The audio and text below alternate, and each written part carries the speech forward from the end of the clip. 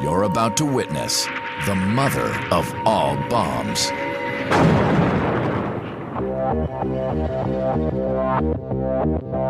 At least, that's what the Massive Ordnance Air Blast Bomb, or MOAB, has been unofficially christened by its creators. Well, it's tremendously powerful. This particular weapon is the largest conventional weapon ever built in the sense of the amount of explosive being carried. As the largest ever satellite-guided air-delivered weapon in history, the MOAB is big on firepower. This 30-foot monster weighs more than 21,000 pounds and carries close to 10 tons of H6 explosive. When they were testing it, people actually thought they were testing small-scale nuclear devices. Pound for pound, this is less efficient than multiple smaller detonations. But the sheer destructive force of one huge blast, plus the psychological effect of the nuclear-style mushroom cloud, is undeniable. Good job. You drop one of these, and you can take out a large amount of a target in one big explosion, one big boom. And that's what it does, and does very, very well. The psychological impact of the MOAB evolved directly from its 15,000-pound predecessor, the Blue 82. Used extensively in Vietnam, it was nicknamed the Daisy Cutter. The Daisy Cutter's primary mission was obstacle clearing. In the jungles of Vietnam, for quick helipad areas, the Air Force would drop a Daisy Cutter, clear out the jungle area, helicopters could come in. And certainly a real weapon for anyone close by when it was dropped.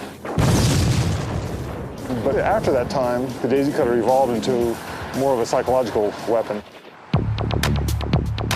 The MOAB was first tested in full operational mode at Eglin Air Force Base on the 11th of March, 2003, just 9 months after development began. It comes right out of the back of a C-130, like what you see here. Basically, the ramp drops, there's a platform inside, which is a standard type of a platform. The parachute drops out the back, pulls the platform and the bomb right out the back. The bomb separates from the platform and then falls on its way. Unlike the Daisy Cutter, the MOAB has a guidance system.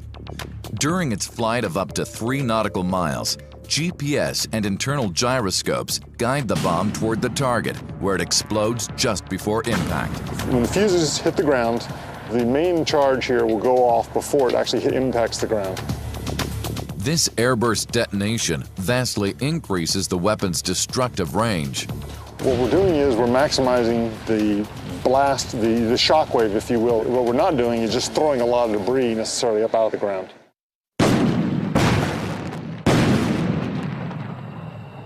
What happens is that an intense fireball is formed. And that's the first effect that you see in the blast, a tremendous fireball. That's followed by a pressure wave. Certainly if they're in close proximity, the pressure wave is enough to be lethal. If they're further away, it may be hearing loss, it may be some other internal organ damage. Despite its massive blast, though, it's the MOAB's power as an instrument of psychological warfare that has made it front-page news. It's changed the face of battle from the perspective that you don't necessarily have to go in and do precision munitions on a lot of these different areas.